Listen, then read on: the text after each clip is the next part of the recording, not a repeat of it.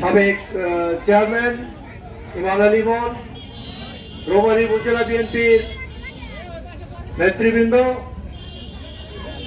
যুবদল, ছাত্রদল এবং অঙ্গ সহযোগী সংগঠনের নেতৃবৃন্দ সহ গাজীপুর উপজেলার বিভিন্ন প্রত্যন্ত অঞ্চল থেকে আগত এই শিবিরটাঙ্গি বাজারে এই পথসভায় উপস্থিত সুধীমণ্ডলী, সেইখানে আমাদের সাথে আরো উপস্থিত এই বাংলাদেশ জাতীয়তাবাদী দল বিএনপির জোটের শরিক দলের নেতৃবৃন্দ, আসসালামু আলাইকুম। আমি অত্যন্ত দুঃখিত, আপনাদের সেই বিকাল 2টা থেকে শুরু করে সন্ধ্যা পার হয়ে গেছে, অর্থাৎ মাগরিব পার হয়ে গেছে, এই দীর্ঘ সময় অপেক্ষা করবার জন্য আমিও অপারগ যে যত তাড়াহুড়ো করার চেষ্টাই করি না কেন, সেই শুধু দাঁতভাঙ্গা থেকে শুরু করে বিভিন্ন জায়গায় বিভিন্ন পয়েন্টে অনেকগুলো পথসভায় অন্ততপক্ষে 2 মিনিট 3 মিনিট হলেও কথা বলতে হয়েছে। কাউকে তো বাইপাস করে আসার কোনো সুযোগ নেই। রৌমারী উপজেলা বিএনপির নেতৃবৃন্দর মধ্যে যেমন আহ্বায়ক, সদস্য সচিব সহ সকল নেতৃবৃন্দ আমার সাথে আছেন। অনেক জায়গায় হয়েছে এমন কাউকেই কোনো কথা বলার সুযোগ দেওয়া সম্ভব হয়নি। হয়তো কোনো জায়গায় শুধু আমি একাই 2 মিনিট কথা বলে করানো হয়েছি। এই অনিচ্ছাকৃত এই অপেক্ষা করবার যে আপনারা কষ্ট করেছেন, এই জন্য আমি আমার তরফ থেকে দুঃখ প্রকাশ করছি এবং এই বিষয়টিকে সবার সুন্দর দৃষ্টিতে দেখে আপনারা আজকের যে উদ্দেশ্য নিয়ে আমরা আলোচনা করছি, ইতিমধ্যেই গাজীপুর উপজেলা বিএনপির আমার সিরাজপদ আহ্বায়ক মোখলেসুর রহমান আপনাদের সামনে বিষয়টি উত্থাপন করেছেন।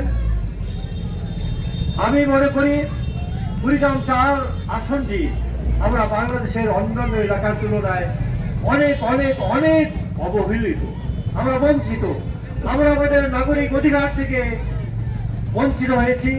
আমাদের সুযোগ সুবিধা আমরা কখনোই ভোগ করতে পারিনি। আমরা পারিনি আমাদের অধিকারগুলোকে প্রতিষ্ঠিত করতে। এই বঞ্চনা, এই যে আমরা না পাওয়ার বিষয়টি, এটি কেন হয়েছে, এটি আজকে মূল্যায়নের সময় এসেছে। আমরা দেখেছি যতবারই যখনই যে দল ক্ষমতায় গিয়েছে, আমাদের এখানে বেশিরভাগ সময় বিপরীত প্রার্থী এখানে বিজয়ী হয়েছে, যার কারণে আমরা সুযোগ সুবিধা থেকে বঞ্চিত হয়েছি। আর এক সময় দলীয় এমপি পেয়েও তার নিজের লুটপাটের কারণে আমরা সুযোগ থেকে বঞ্চিত হয়েছি। এই বঞ্চনার কতদিন চলতে পারে? এটার অবসান হওয়া উচিত।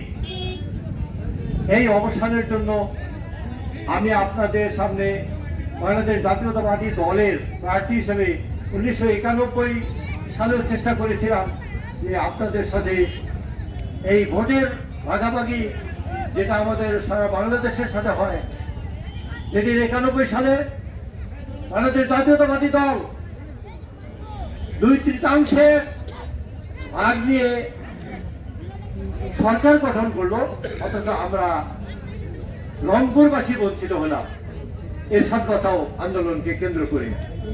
সেদিন আমি প্রার্থী ছিলাম, কিন্তু আপনারাও ভোট দিয়েছিলেন, কিন্তু সেই ভোটও কাজে লাগেনি।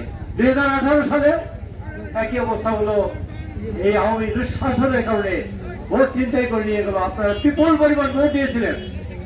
আমি দুটি সময়ে প্রার্থী হয়ে এমপি হতে না পারি, কিন্তু আপনাদের সমর্থন আমি লাভ করেছি। এইভাবে আমরা এই সুযোগ থেকে বঞ্চিত হয়েছি।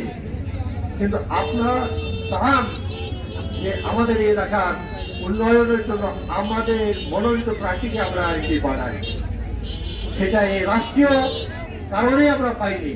এইবারে সে সুযোগ এসেছে, নিঃসন্দেহের সুযোগ, যে আমরা দেখছি সারা বাংলাদেশের বিএনপি এবার সরকার গঠন করবে।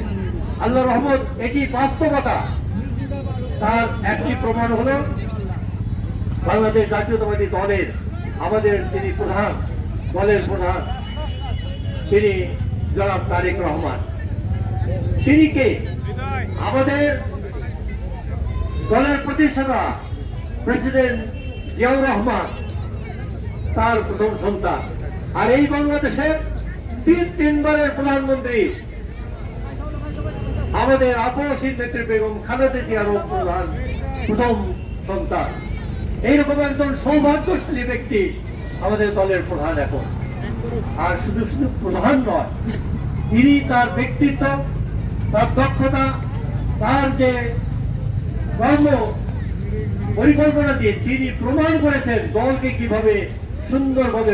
আমি এখনো তাই লিখি, আমার মূল পেশাতে তাই। তাহলে এই দেশের মানুষের সাথে আমার অবিচ্ছেদ্য অংশগ্রহণ।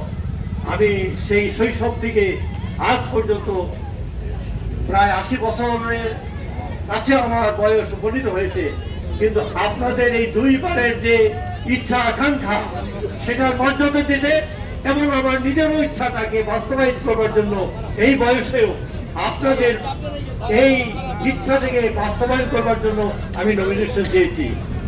আমার সাথে আরো অনেকে চেষ্টা করেছেন, চাইতে তো বাধা নেই, আমাকে না দিলে তো আরেকজনকে দিতে হবে। আমার সেই সাথী আব্দুল রাজ্জাক সে চেয়েছে, আমার মামা মজলিসুর রহমানও চেষ্টা করেছে, এইরকম খিলবাড়ি বাড়ি ভাইও চেষ্টা করেছে। আমাদের সেই দক্ষ নেতা, তিনি আপনাদের মতামত বিবেচনা করে হয়তো বিবেচনা করেছেন যে সবচেয়ে বেশি বোধহয় এই বয়স্ক মানুষটাকে দিলে বেশি ভোট পাওয়া যাবে বা তাকে দিয়ে এই সিটটা অর্জন করা যাবে। তার বিবেচনা হয়তো তিনি সেটা করেছেন। আপনারা কি তাতে খুশি না বেদা? যদি আপনারা খুশি হয়ে থাকেন, আমি এই নেতৃবৃন্দকে সাথে নিয়ে এই দেশের এই কুড়িগ্রাম 4 আসনের বঞ্চিত মানুষের ভাগ্যের পরিবর্তনের জন্য আল্লাহ চাই আগামী সংসদ এই বিএনপির সংসদ যদি হয়, বিএনপির সরকার যদি হয়, সেই সরকারের একজন অংশীদার হয়ে এখান থেকে আপনারা যদি এমপি নির্বাচিত করেন, তাহলে এই মানুষের হাসি ফোটানোর জন্য যে কাজগুলি আমাদের অত্যাবশ্যক, নদী ভাঙ্গন থেকে শুরু করে রাস্তাঘাট, শিক্ষা, স্বাস্থ্যের এবং রাস্তাঘাটের উন্নয়ন সহ সকল কাজগুলো আমার এই 3 উপজেলার নেতৃবৃন্দের সাথে মত বিনিময়ের মাধ্যমে সেগুলি বাস্তবে পরিণত করবার জন্য আমি আশা ব্যক্ত করছি আপনাদের সঙ্গে। সেজন্য আমাদের কিছু দায়িত্ব রয়েছে, কিছু কাজ করতে হবে। এই সুযোগ যখন আমাদের আসছে, সুযোগটাকে সৎ ব্যবহার করতে হবে। সেই সৎ ব্যবহার করবার জন্য মনোনয়ন আমাকে দিয়েছে, এইটাকে বাস্তবায়ন অর্থাৎ নির্বাচিত করবার দায়িত্ব তো সকল ভোটারের। আর সেই ভোটারের মধ্যে আপনারা যারা উৎসুক ভোটার, আপনারা যারা কর্মী ভোটার, আপনারা যারা কিছু সময় কোরবানি করতে পারেন, আপনারা যারা কিছু সময় ব্যয় করতে পারেন, আপনাদের দায়িত্ব রয়েছে সকল শ্রেণী পেশার ভোটারদের কাছে যাওয়া। আমি আপনাদের কাছে উদাত্ত আহ্বান জানাবো, যেহেতু আপনারা বিশ্বাস করেন, আশা করেন যে আমার মাধ্যমে হয়তো আল্লাহ যদি রহমত করেন এই এলাকার উন্নয়ন হতে পারে, তাই আমার ভোটে আপনাদের প্রতিটি ভোটারের কাছে যেতে হবে। আজকে এই আনুষ্ঠানিক যে কর্ম পরিকল্পনা, আনুষ্ঠানিক যে ভোট চাওয়া কাজ শুরু হলো, এখন থেকেই আমাদের প্রত্যেকের এই প্রতিশ্রুতি নিতে হবে যে আমরা প্রতিটা ভোটারের কাছে যাব, তাদেরকে উদ্বুদ্ধ করব। আমাদের বিপরীতমুখী যে দল, যে বাংলাদেশের যুদ্ধ চাই নেই, বাংলাদেশ হিসেবে একটি দেশ গড়ে উঠুক সেটাও চাই নেই, তাদের ভ্রান্ত ধারণা বা মহিলাদেরকে বিভ্রান্ত করবার যে অপশক্তিকে প্রতিহত করবার জন্য বিশেষ করে মহিলাদেরকে এই ভুল ভাঙাতে হবে। আর আমাদের পুরুষ ভোটারদেরকে আমাদের পক্ষে নিয়ে সবার এক পথে আনতে হবে। তো আমি সেই আশাবাদ ব্যক্ত করছি, আপনারা সেই দায়িত্বটি আমার পক্ষ থেকে নেবেন। কি বলেন, আমার দায়িত্ব থেকে আপনারা নিতে পারবেন? আল্লাহ চাই এই দায়িত্বটা যখন আপনারা নিতে পারবেন, আপনারা বলছেন, অতএব আমি সেই দায়িত্বটা আপনাদের কাছে অর্পণ করলাম। আল্লাহ তাই চলেন আমরা সবাই মিলে একসাথে এই দায়িত্বটা পালন করে আগামী 12 তারিখের এই নির্বাচনে রৌমারী রাজীপুরে আর কোনো মার্কা থাকবে না, আর কোনো মত থাকবে না। আমরা সবাই একাকার হয়ে এখান থেকে ধানের শীষের প্রার্থীকে বিজয়ী করে আগামী দিনে এই 28 কুড়িগ্রাম 4 আসনের বঞ্চিত মানুষের ভাগ্যের পরিবর্তন ঘটানোর জন্য আমরা সকল পদক্ষেপ গ্রহণ করব। আল্লাহ পাক আমাদেরকে সেই সাহায্য করুন, বরং গৌরব আল্লাহ তাআলার কাছে সেই সাহায্য প্রার্থনা করে আপনাদের সকল সহযোগিতার আশা করে আমি আপনাদের দীর্ঘায়ু এবং সুস্বাস্থ্য কামনা করে আমার সংক্ষিপ্ত বক্তব্য এই পথসভায় শেষ করছি।